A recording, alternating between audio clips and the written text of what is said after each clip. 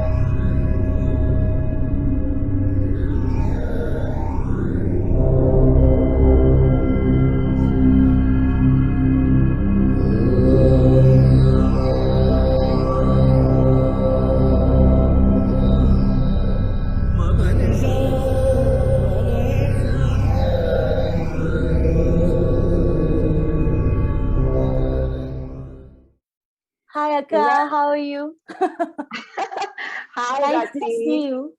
Well, listen, a whole year later, I still remember when you sent those amazing videos. You said, "Oh, can we have it edited again? Can we do it this way, that way?" But you know what you said was so fabulous. Nobody would have thought that you would have chosen the bathtub to, submit your boxed entry. But looking at that video now, what do you think? What are you thinking of yourself?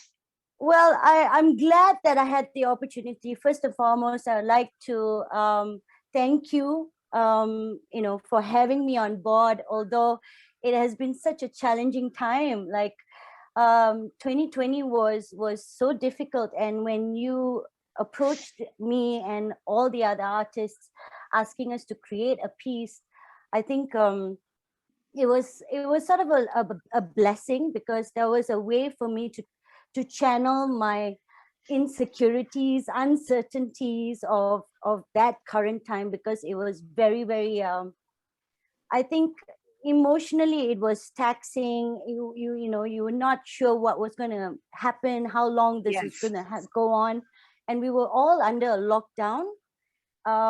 So when the whole world was under lockdown. Yeah, it was very scary for a dancer, especially who didn't have a job. yes. So I was freelancing for the whole of 2019, and I thought I will be able to, somehow cope with dancing, performing professionally, and also do a little bit of teaching. But unfortunately, it didn't work out because the pandemic just hit us. And as soon as that happened, then lots of questions came into the mind. I was just drowning. So that's why I decided that I would do something to merge myself into water. And lucky enough, I have a bathtub in my little condo. So I decided that I would use a little bit of the inspiration from a video that I did years back with Leslie Leon Lee. He's a really good cinematographer, and we did a underwater film. So I thought that I could play with some Indian motifs and have it done it in the bathtub and I didn't know how to take a video properly. And I think with the guidance with Divansh Gandhi, who has been Kirti and Devansh were there. Yes, as yes, editor. and Yes. and it was amazing because we don't know each other, and I had to only have conversations on the phone. Of course, he's in India and I'm in Malaysia, and he said, well, if you take 2 videos and you do it twice, so I had to do a whole run with a landscape view, and then one right on the top of the bathtub. Yes. So I had to do it twice, but that was the whole purpose. I wanted to empower myself in terms of seeing how insecure and how I am drowning into the water, but at the same time I'm gasping out for air to survive. And that's how I felt, because I was drowning and I wanted to survive. Well, Rati, what I want to say is that our audiences loved what you did. I mean, the final 2 minutes. But you've already had an international career. You've worked in the UK. You've worked with Shobhana Jaisingh. You've had this exposure for modern Bharatanatyam and also contemporary dance. So with this extended lockdown that Malaysia has had, just like India, you call it the MCO, right? The Movement Control Order. Yes. What have you done with yourself as a dancer? Have you started teaching? Did you dance? Did you have a chance to go back on stage for a bit? Just tell us, artistically what you've done this past year. Well, as soon as when I did the box series of the bathtub, fortunately I had received a employment with a school, with an international school locally. So I took that up and I started teaching online from home. So that was a whole different experience for me, trying to engage students online and trying to teach performing arts and how to appreciate dance and theater. So getting into school and being locked up at home and trying to teach online was a great challenge. So that was a whole learning process for me as I went on for the rest of 2020 to 2021 at the moment. So it's been a year now teaching online. And there were so many restrictions as a teacher, because if you're a full-time teacher in a school, you're not allowed to engage in other activities outside.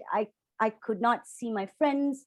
I couldn't even go to Sutra. I've not been to Sutra and seen Master for over a year. So even when they had the Triple Frontiers in April, which there was a window of when the MCO was over and restrictions were released a little bit, and Master had done the performance and he did some tours, and I was very, very proud of that. But unfortunately, I couldn't even go for the show because of the restrictions as a full-time teacher of international school. So it was very daunting. I was it's frustrating because you don't know, as a professional artist, is this what I'm going to be doing for the rest of my life, trying to teach students online and not being able to go out there and do any professional works. But at the end of the day, right now, I think things are getting better. We've all gotten vaccinated. I've got my first shot. My mom has gotten both her shots. So we're just hoping that things will get better and we'll be able to go out there and restrictions will be lightened a little bit. But sometimes it is a little bit daunting, and I don't know what is going to happen in the future. And this is where I am in this. I'm still in a box. So even after a year, I'm still here. It's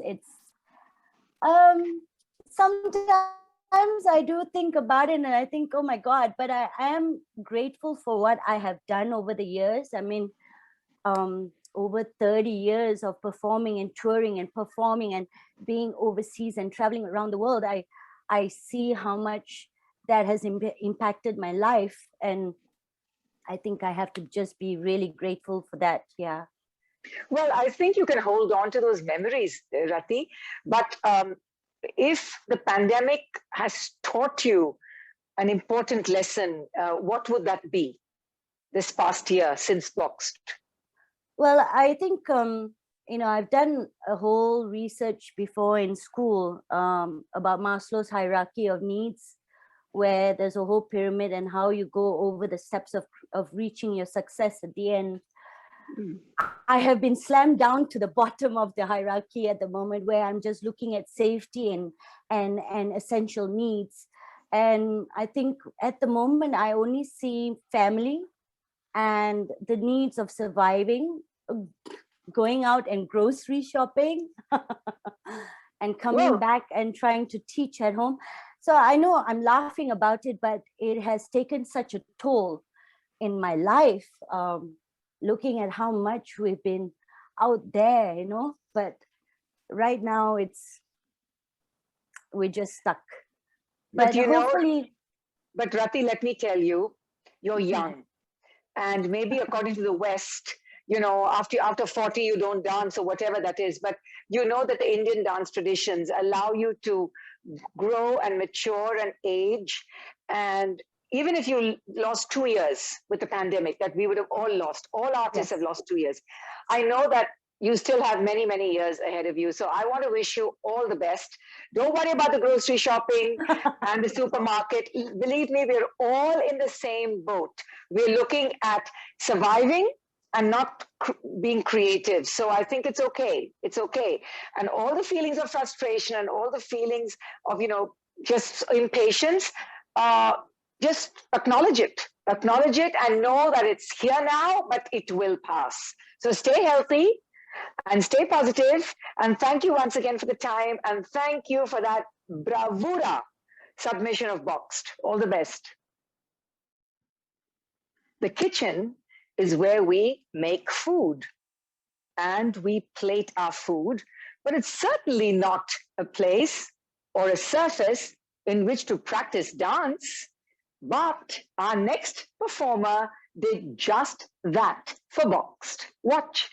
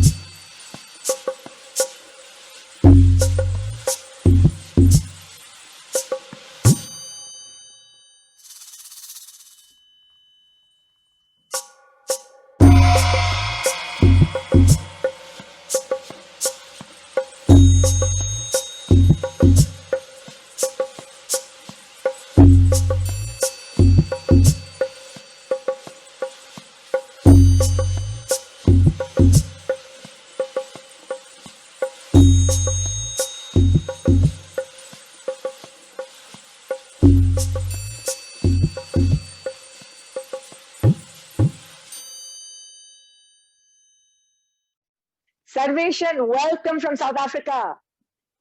Welcome, welcome. Thank you so much, Akka. It's wonderful to see you. You know that your video, everybody remarked on your brother's music, which had all those spaces and silences, and the really clever way in which it was edited, you know, with the blackouts and things. And I remember Sarveshan, when you sent us the first submission, which was also in the kitchen, and you said you were not very happy and you're going to try something else. And I'm so glad, because what we finally got was absolutely brilliant.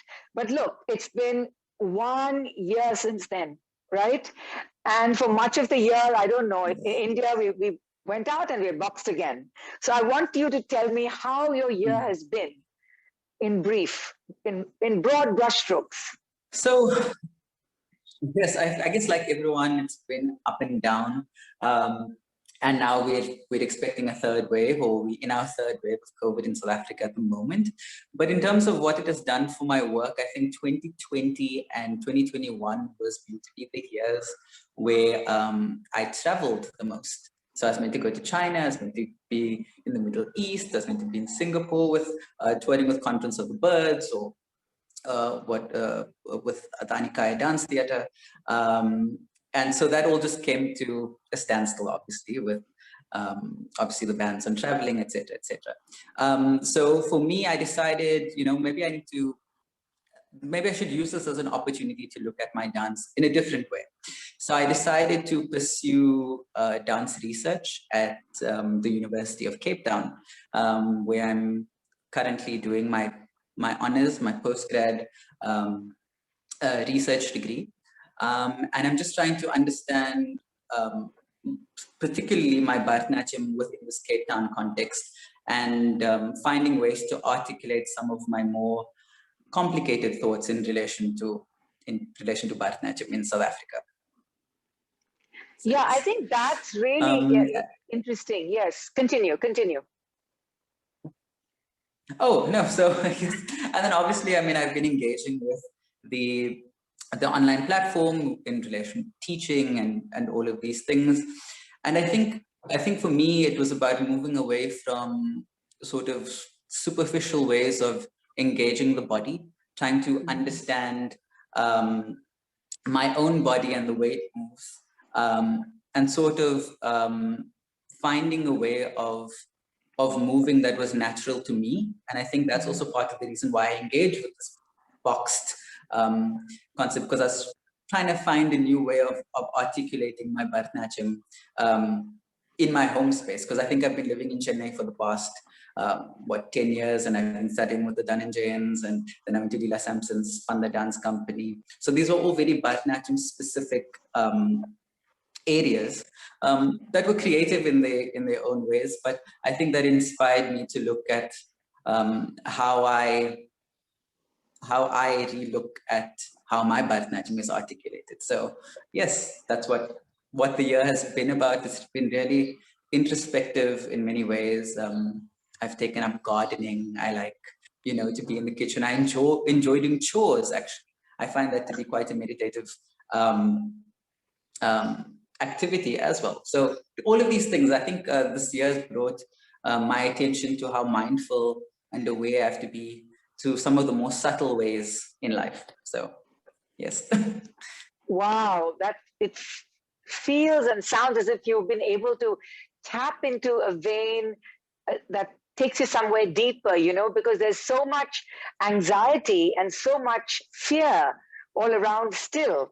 Because as you would have read in the news, India has really been ravaged by the second wave. So yeah, you are probably one of the few young people who talk about mindfulness and who don't sort of display this huge anxiety. Bravo to you, Sarveshan. I look forward to actually seeing you on stage, like live, not on this flat screen. And I'm hoping that 2022 or maybe 23 at least, where you come back here, or I get to see you in a new way of moving. You know, there is so much talk now about African contemporary dance and South African contemporary dance. So I'm saying the Indian presence in South Africa must be must be represented, you know, the Indian presence and the Indian South African body, which I think is going to be a really interesting space for you. So thank you so much for the time, and thank you for giving us your catch up. You've really been doing a lot of interesting things. When you say doing chores, I've been chopping vegetables and finding it very peaceful, very meditative.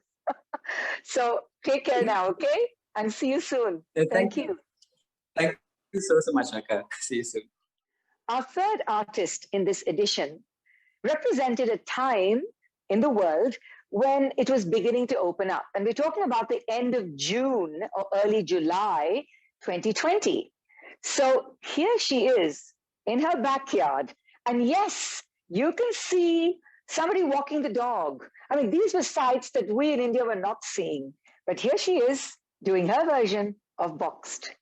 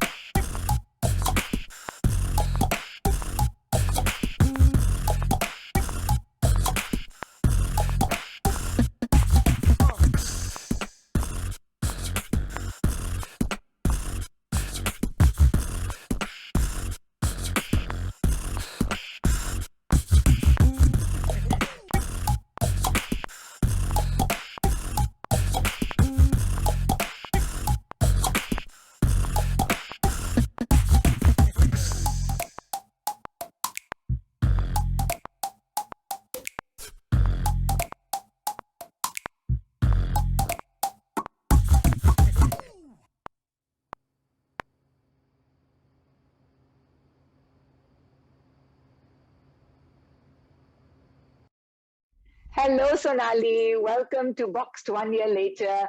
Look, you have been so busy this past year. I mean, I'm quite amazed. You've been a presenter, and through Jiva Arts platform, you've been an arts enabler, and you've also been a performer. So I want to start with your Still Point Expanding, which was a festival particularly and specifically curated for dance on camera, right? So how important do you think that that medium is now? And how seriously should we Indian dancers look at the digital medium?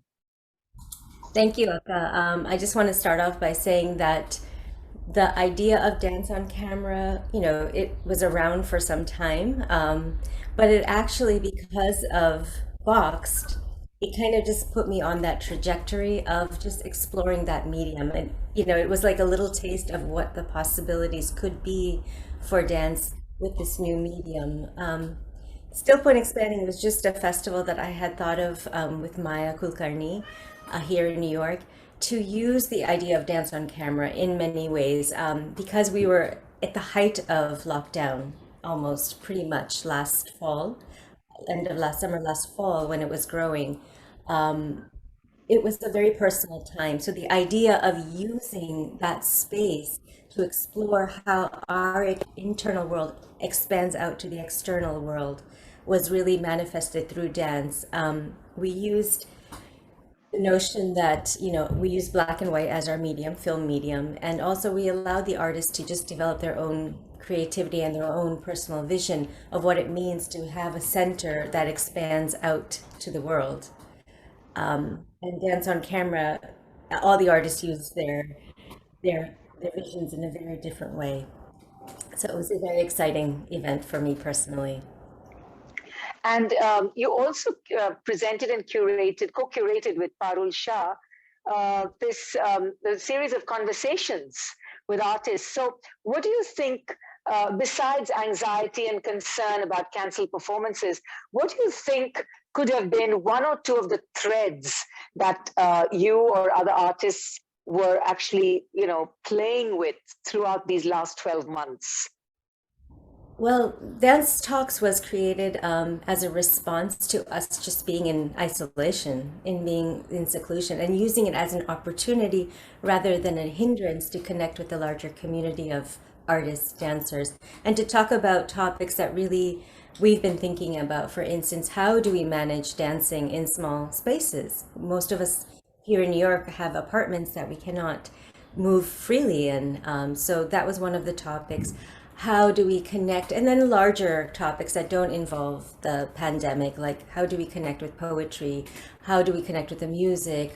Different ideas of interpreting the body, angika. How do you maintain physicality at a certain age? So those are the topics that we felt, that we wanted to share and talk about with the larger community. The group has expanded so much in the last over 1 year. It's led now by Shruti Mohan and Wen, and they've really formalized the whole process, and the talks are really quite enlightening. Well, I think from the time that I used to live in New York to what I observe now, of course, during my visits and now from a distance, I feel that the New York and the North American and the US Indian dance community has really stepped up and come of age in a sense, not afraid to be themselves and not always looking to India for validation anymore. And I think you're a big part of it, Sonali, because you've really been at it. You've been persistent about creating your own community right there in Brooklyn and wherever you've lived. I think really full marks to you. And I want to also touch upon your performance that I just saw, the one on the sun that you did for the World Music Institute Dancing for the Gods Festival.